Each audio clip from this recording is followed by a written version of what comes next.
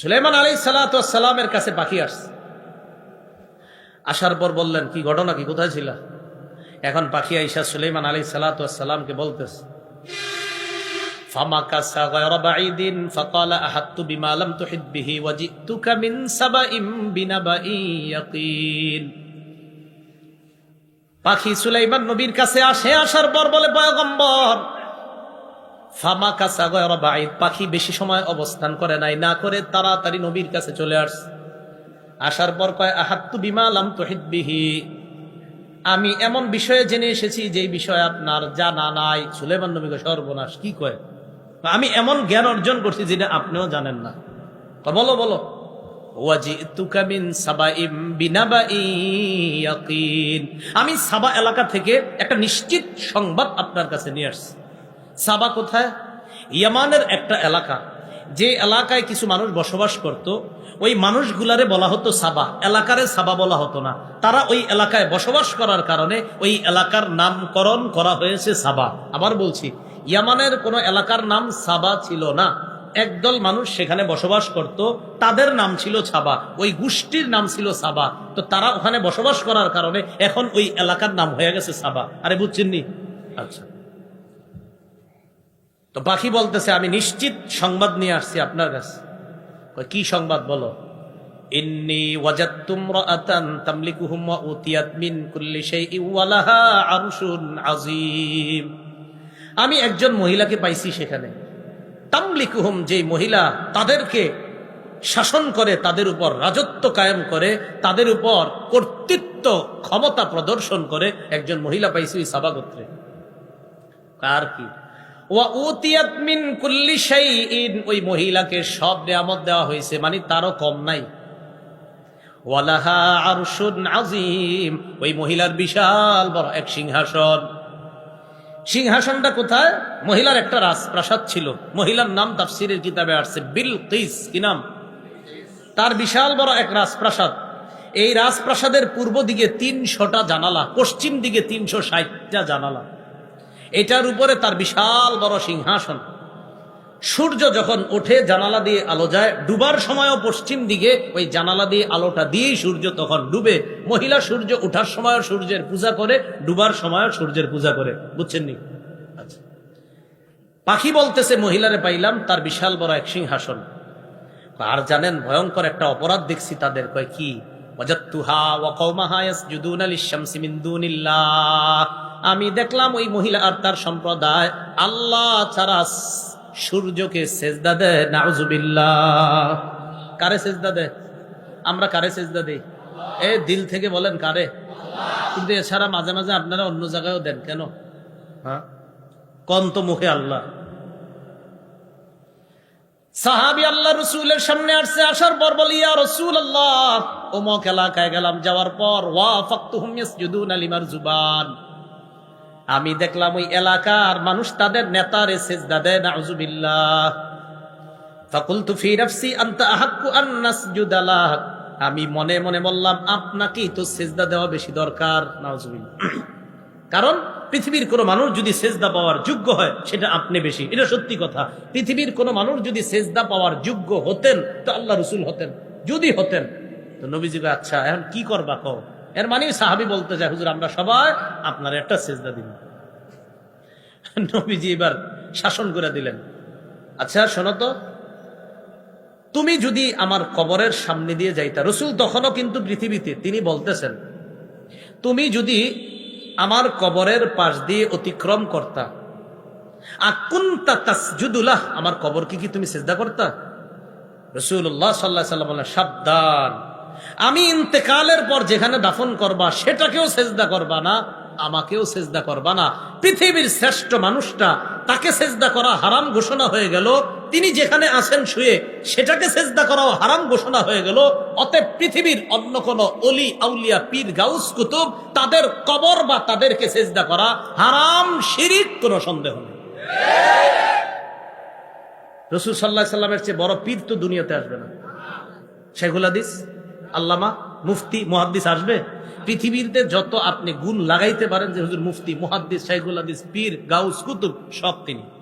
তো ওনার চেয়ে বড় কেউ তো আসবে না, তাকে সেজদা দেওয়া হারাম, অতএব অন্য কাউকে সেজদা দেওয়া বিলকুল হারাম। এভাবে সেভাবে ব্যাখ্যা করে অমুক ভাবে তমুক ভাবে কোনোভাবেই সেজদা দেওয়া জায়েজ নাই।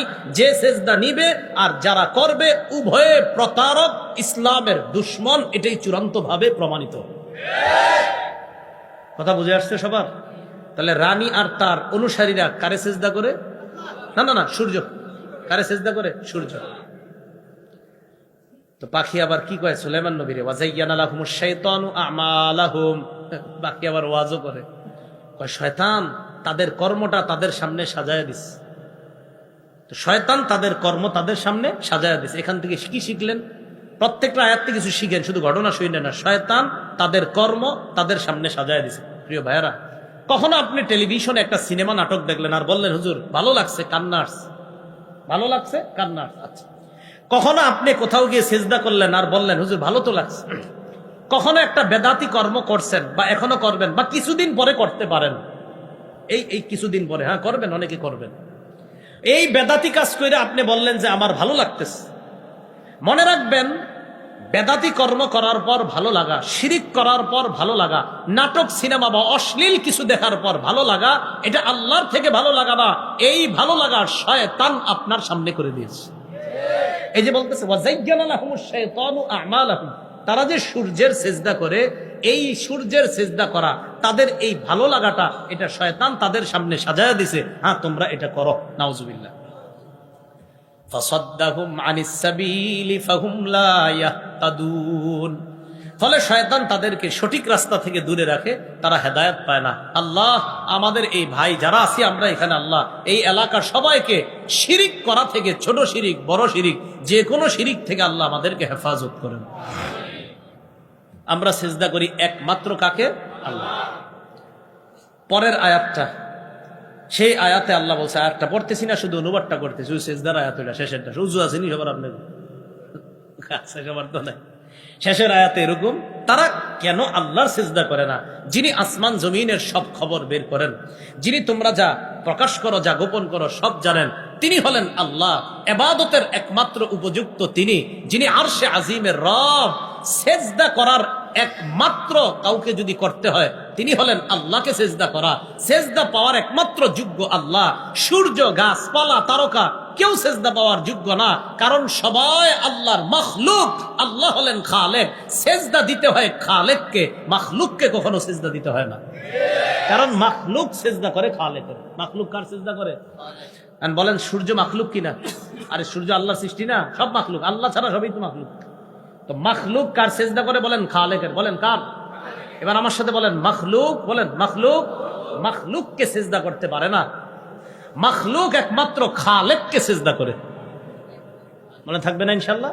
আচ্ছা, তো বক্তব্য শেষ ওই পাখির, যে আমি তো এরকম এরকম দেখছি। আর সুলাইমান নবী বলছে যদি বক্তব্য সঠিক দিতে না পারে খবর আছে ওর। সুলাইমান নবী তো বক্তব্য শুনছেন, সত্যি কথা কিনা এটা তো যাচাই করতে হবে। সুলাইমান নবী বলতেছে, ক্বালা সানানজুরু আসাদাকতা আম কুনতা মিনাল কাযিবিন। আমি দেখব বিষয়টা, তুমি কি সত্য বলছো নাকি তুমি মিথ্যাবাদী, বিষয়টা আমি দেখব। ইযহাব বিকিতাবি হাযা, এই চিঠিটা নিয়ে যাও। একটা চিঠি লেখছে, চিঠিটা নিয়ে যাও। ফাআলকি ইলাইহিম সুম্মা তাওয়াল্লা আনহুম ফানজুর মাযা ইয়ারজিউন। চিঠিটা নিয়ে যাও, নিয়ে যাওয়ার পর চিঠিটা তাদের কাছে ফেলে দাও, দেওয়ার পর তুমি একটু দূরে যাইবা। পাখিকে বললেন চিঠিটা নাও, নেওয়ার পর তাদের কাছে ফেলে দিবা, তুমি একটু জুড়ে যাইবা, যাওয়ার পর দেখবা তারা কি জবাব দেয়, তাদের রিয়াকশনটা কি। চিঠি পাওয়ার পর তুমি আমারে জানাইবা। হুদহুদ পাখি চিঠি নিয়ে আসছে, ডানায় করে অথবা ঠোঁটে করে। বলেন তো পাখি চিঠি আনছে কি করে? ডানায় অথবা ঠোঁটে চিঠি নিয়ে আসছে। আসার পর রানী যে ঘুমায়, যে দিক দিয়ে ঘুম থেকে ওঠে এটা পূর্ব দিক, উইঠাই তিনি সূর্যের পূজা করবে। পূর্ব দিকে সূর্যটা তার জানালা দিয়ে ঢুকে। হুদহুদ পাখি কি করছে? রানী উঠার আগেই তার ঘরে অথবা তার উপরেই চিঠিটা ফেলে দিয়ে একটু দূরে গিয়া চুপচাপ বসা, যে দেখি রানী কি করে। রানী যখন চিঠি পাইছে, চিঠি পাওয়ার পর চিঠি দেখছে, দেখাই সভাসদ বর্গ যারা তাদেরকে ডাকছে। রানীর সভাসদ বর্গ যেটা ছিল, আপনার সভাপতি মণ্ডলী ছিল রানীর ৩১২ জন। বলেন কয়জন? এই ৩১২ জনের অধীনে ১০,০০০ করে অঙ্ক দেন তো কত হয়? 312 জন, প্রত্যেকের অধীনে কত? আচ্ছা থাক, অঙ্ক দেওয়া লাগবে, সবাই হিসাবের অপেক্ষায় থাকবো। থাক, 312 জন আপনার বাসায় গিয়ে হিসাব করে নেন। রানীর মন্ত্রী পরিষদ বর্গ ছিল 312 জন, প্রত্যেকের অধীনে আবার 10,000, প্রত্যেকের অধীনে কয় হাজার, এবং প্রত্যেকেই শক্তিশালী যোদ্ধা, তাদের শক্তির শেষ নাই, এটা তাদের দাবি। রানী আসার পর সভাসদ বর্গ যারা আছে, আপনার সভাপতি মন্ডলী সবগুলারে ডাকছে, 312 জন। ডাকার পর রানী বলল, قالت يا أيها الملأ إني ألقي إلي كتاب كريم। রানী বলল, আমার কাছে পাঠানো হয়েছে, উলকিয়া ইলাইয়া, আমার কাছে নিক্ষেপ করা হয়েছে, আমার কাছে প্রেরণ করা হয়েছে, কিতাবুন করিম, সম্মানিত একটা চিঠি। সুবহানাল্লাহ বলেছে। রানী কি বলছে চিঠিটারে? বলেন না সবাই, কি বলছে? সম্মানিত কেন বলছে? সম্মানিত চিঠি বলছে, দেখেন, বলছে সম্মানিত চিঠি। আচ্ছা, পরে বলতেছে আপনাদেরকে কেন বল। ইন্নাহু মিন সুলাইমান, এই চিঠি বাদশাহ সুলাইমানের পক্ষ থেকে। ইন্নাহু বিসমিল্লাহির রহমানির রহিম। চিঠির মধ্যে কি লেখা জানো? চিঠিতে লেখা বিসমিল্লাহির রহমানির রহিম, আল্লাহর নামে শুরু করছি, যিনি রহমান যিনি রহিম। বাস শুরু। আল্লাহ তালু আলাইয়া, এই রানী, তুমি আর তোমার অনুসারী যারা আমার উপর অহংকার করবা না, আমার উপর প্রতাপগিরি দেখাইবা না। সুলাইমান নবী বলতেছে, আল্লাহ তালু আলাইয়া, আমার উপর অধিকার খাটাইবা না, আমার উপর অহংকার করবা না। ওয়াতুনি মুসলিমিন, ভালোই ভালো সারান্ডার করে, বশ্যতা স্বীকার করে আমার কাছে চলে আসো। বাস, চিঠি একটুকি। লাগবে না। কি বললেন চিঠির মধ্যে? আল্লাহর নামে শুরু করছি, তোমরা আমার উপর অহংকার প্রদর্শন করবা না, আমার বশ্যতা স্বীকার করে আমার কাছে চলে আসবে। দেখেন, সামান্য কথা, বিসমিল্লাহির রহমানির রহিম, আল্লাহর নামে শুরু করছি, যিনি রহমান যিনি রহিম। বাস। 2, আল্লাহ তাআলু আলাইয়া, রানী আমার উপর অহংকার করবা না। 3, আমার বশ্যতা স্বীকার করে আমার কাছে চলে আসো। চিন্তা করেন, মাত্র 3টা লাইন, এই 3 লাইনের মধ্যে কি পাওয়ার ছিল, যে পাওয়ারের কারণে রানী কয় আমার কাছে একটা সম্মানিত চিঠি আসছে। আরে পাওয়ার হবে না কেন? কারণ চিঠির মধ্যে আল্লাহ নামটা আছে, রহমান আছে, রহিম আছে, আমার রবের নামটাই তো একটা পাওয়ার। তাই রানীর অন্তরে পাওয়ার সৃষ্টি হয়, তাই বলছে করিম, সম্মানিত চিঠি। বুঝে আসছেনি সবার? ওই আল্লাহর নাম আছে, বলছে এটা একটা সম্মানিত চিঠি। এই কথা বলার পর রানীর সামনে যারা আছে এরা বলতেছে, রানী এবার বলতেছে, ক্বালাত ইয়া আইয়ুহাল মালাউ আফতুনি ফি আমরি, এখন তোমরা পরামর্শ দাও আমি কি করতে পারি। মা কুনতু কাতিআতান আমরান হাত্তা তাশহাদুন, তোমাদের উপস্থিতি ছাড়া আমি কখনো কোনো বিষয়ের চূড়ান্ত সিদ্ধান্ত নেই না, এখন তোমরাই বলো কি করব। সামনে যারা আছে এরা কি কয়? ক্বালু নাহনু উলু কুওয়াতি ওয়া উলু বাসিন শাদীদ, আপনি টেনশন করেন না, আমরা শক্তিশালী, আমরা কঠোর যোদ্ধা, শক্তিশালী যোদ্ধা। কথায় অহংকার প্রকাশ পেয়েছে, বলেন নাউজুবিল্লাহ। বাকি তারা আরেকটু ভালো কথা বলছে, ওয়াল আমরু ইলাইকি, ব্যাপারটা আপনার হাতে ছেড়ে দিলাম। ফানজুরি, আপনি চিন্তা করে দেখেন। মাজা তা'মুরিন, আপনি আমাদেরকে কি আদেশ করবেন, আপনি চিন্তা করে দেখেন, আপনি যা বলবেন আমরা সেটাই শুনব। রানী কয়, শক্তিশালী আর ক্ষমতার কথা বলছো না, এগুলা সব জায়গায় চলে না। দেখেন কি কয়, قالت إن الملوك إذا دخلوا قرية أفسدوها وجعلوا أعزة أهلها أذلة وكذلك يفعلون। রানী কয়, রাজা বাদশারা যখন কোন এলাকায় প্রবেশ করে, ওই এলাকা নষ্ট করে দেয়, ওই এলাকার সম্মানিত যারা তাদেরকে অপদস্থ করে ছাড়ে। সুলাইমান নবী যদি আসে এটাই করবে, আমগরে অপদস্থ করে ছাড়বে। তারপরেও আমি একটু পরীক্ষা করি। রানী কয়, আমি দেখবো সুলাইমান নবী কি দুনিয়াদার বাদশা না দিনদার বাদশা, একটু পরীক্ষা করব। পরীক্ষা করার পর সিদ্ধান্ত নিব, যুদ্ধ করব না বশ্যতা স্বীকার করে তার কাছে চলে আসব। এইটা সিদ্ধান্ত নিব কখন? আমি তার কাছে কিছু উপঢৌকন পাঠাবো, দেখি কি হয়।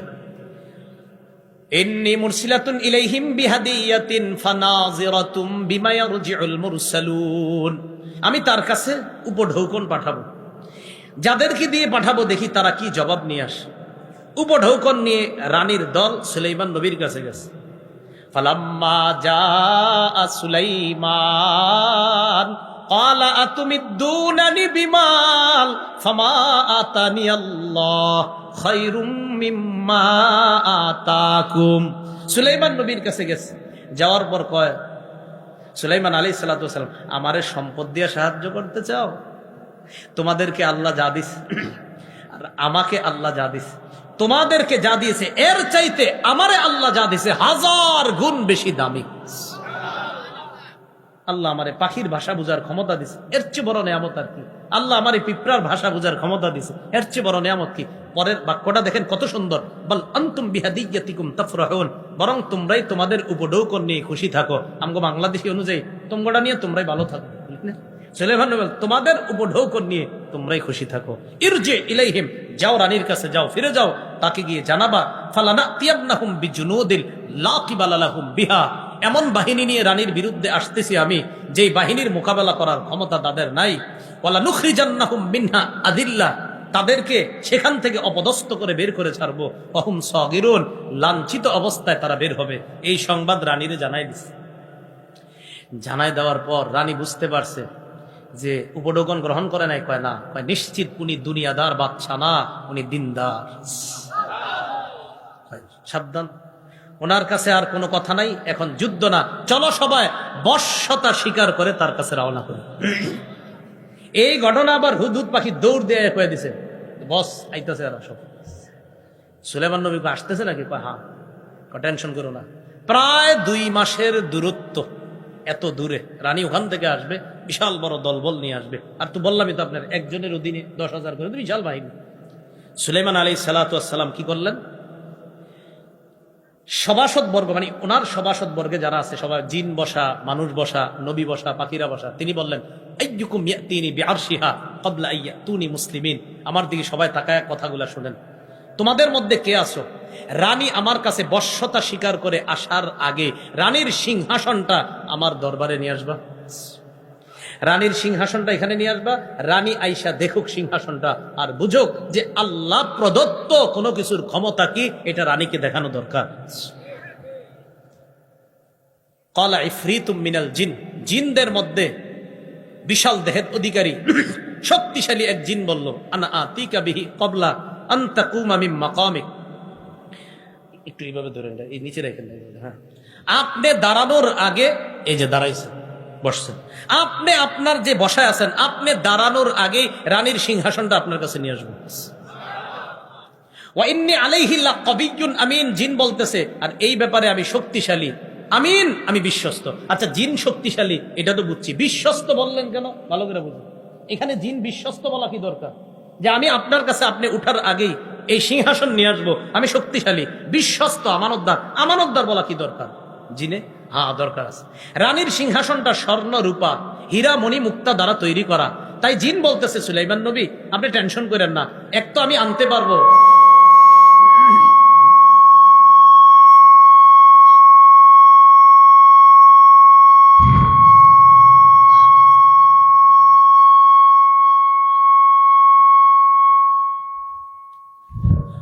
আচ্ছা শোনেন,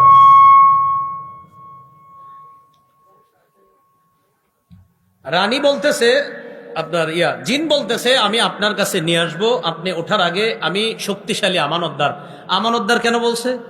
আমানতদার এই কারণে বলছে, ও নবী সুলাইমান, রানীর সিংহাসনটা স্বর্ণ রূপা আরো অনেক দামি জিনিস দ্বারা তৈরি, বিশ্বাস করেন আমি একটাও এদিক সেদিক করব না, যেমন সিংহাসন তেমনই নিয়ে আসবো, তাই বলছে আমি আমানতদার। বুঝছেন নি আমানতদার কেন বলছে? আমি, কারণ জিন তো, জিনেরা এদিক সেদিক করলে তো আপনি কইতে পারবেন না। সুলাইমান নবী কয় তাই নাকি? কয় হ্যাঁ। এবার জিন পাওয়ার বলল আমি আপনি উঠার আগে আনবো। ক্বালাল্লাযী ইনদাহু ইলমুম মিনাল কিতাব, সভাসদ বর্গের মধ্যে একজন আলেম ছিল, নাম আসিফ ইবনে বরখিয়া। ওই আলেম বলল সুলাইমান নবীকে, আনা আতিকা বিহি ক্বাবলা আইয়ারতাদ্দা ইলাইকা তরফুক, জিন তো বলছে আপনি উঠার আগে নিয়ে আসবে সিংহাসন, আপনার চোখের পলক পড়ার আগে আমি নিয়ে আসবো।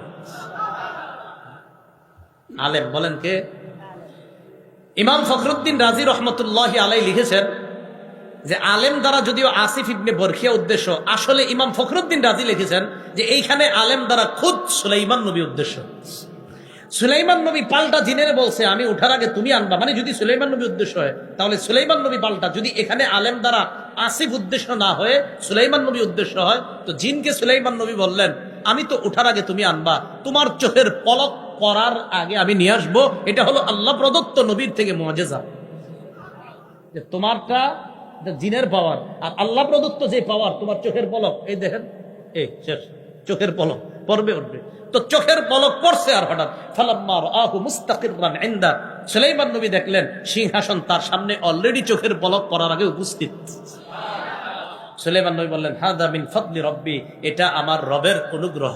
সুবহানাল্লাহ। তাহলে একজন আলেম, হক্কানি আলেমেরও মর্যাদা এখানে ফুটে ওঠে। আল্লাহ বলেন ক্বালাল্লাযী ইনদাহু ইলমুম মিনাল কিতাব, যার কাছে কিতাবী ইলম ছিল। এই জায়গায় অবশ্যই কিতাবী ইলম দ্বারা উদ্দেশ্য আল্লাহর নাজিলকৃত তাওরাত কিতাবের জ্ঞান। বুঝছেন কি বলছি? আল্লাহর নাজিলকৃত, বারবার আল্লাহ যেই তাওরাত নাজিল করেছে, কারণ তাওরাত বিকৃত করে ফেলছে ইহুদিরা। আল্লাহর নাজিলকৃত যে তাওরাত, ওই তাওরাতের জ্ঞান যার কাছে ছিল, তিনি বললেন আপনার নজর পড়ার আগেই আমি সিংহাসন আপনার কাছে নিয়ে আসবো। একজন আলেমের মর্যাদা এখান থেকে ফুটে ওঠে। সুলাইমান নবী তার সিংহাসন নিয়ে আসছে, আনার পর রানীকে এরপর আনছে, লম্বা আলোচনা শেষে রানীকে ওখানে আনার পর রানীর যে অবস্থা হয়েছে, সিংহাসনটা আইসা যখন দেখছে, আরো কিছু ঘটনা দেখার পর রানী বুঝতে পারছে সুলাইমান নবী যেই রবের দাওয়াত দেয়, যেই রবের পক্ষ থেকে তিনি একজন রসুল, সেই রব সত্য। রানী আগেও বুঝতে পারছে আসলে যে সত্য বলতে কিছু আছে, কিন্তু পারিপার্শ্বিক অবস্থার কারণে অন্যরা সেজদা করত, রানীও সেজদা করত। মুফাসসিরিনে কেরাম লেখছে এই জন্য এলাকার অবস্থা, পরিবেশ যদি খারাপ হয়, একটা ভালো মানুষও খারাপ হয়ে যায়। এই জন্য পরিবেশ সুন্দর করা, পরিবেশ সুন্দর করার জন্য কোরআন হাদিসের ব্যাপক প্রচারণার কোনো বিকল্প নাই। এই জন্য কোরআন সুন্নাহর ব্যাপক প্রচার করতে হবে। সুলাইমান নবীর সামনে আইসা সিংহাসন দেখছে, আরো অনেকগুলা ঘটনা ঘটছে। রানী সেখানে বলল আসলামতু মা সুলাইমান লিল্লাহি রাব্বিল আলামিন, আমি এই মুহূর্তে আল্লাহর সামনে আত্মসমর্পণ করলাম, যিনি বিশ্ব জগতের রব। সুলাইমান নবীর সাথে আমিও এই মুহূর্তে মুসলমান হয়ে গেলাম। রানী সর্বশেষ আসছে, ইসলাম স্বীকার করেছে, আল্লাহর কাছে আত্মসমর্পণ করেছে। এখান থেকে আমরা যে কয়েকটা বিষয় জানলাম, এক, এলেম দেয় কে? তাই শুকরিয়া আদায় করব কার? নেয়ামত দেয় কে? তাই নেয়ামতে বেশি স্মরণ করব কাকে? দুঃখের সময় আল্লাহরে বেশি ডাকবো না সুখের সময় বেশি ডাকবো? মনে আছে না ওই যে কথাগুলা? সুখের সময় বেশি ডাকবো। তৃতীয় যে বিষয়টা, এলমে দ্বীনের মর্যাদা ফুটে ওঠে, এলেমের অনেক মর্যাদা। এই জন্য আমরা আমাদের সন্তানগুলারে আলেম বানানোর চেষ্টা করব। চতুর্থ আরেকটা শিক্ষা এখান থেকে নিয়েছিলাম, নবীরা কখনো কাউকে সম্পদের উত্তরাধিকার বানায় না, এলেমের উত্তরাধিকার বানায়। তাই আমাদের সন্তানগুলা নবীদের ওই এলেমের উত্তরাধিকার হবে, এটা আমরা সবাই চাই না ইনশাআল্লাহ।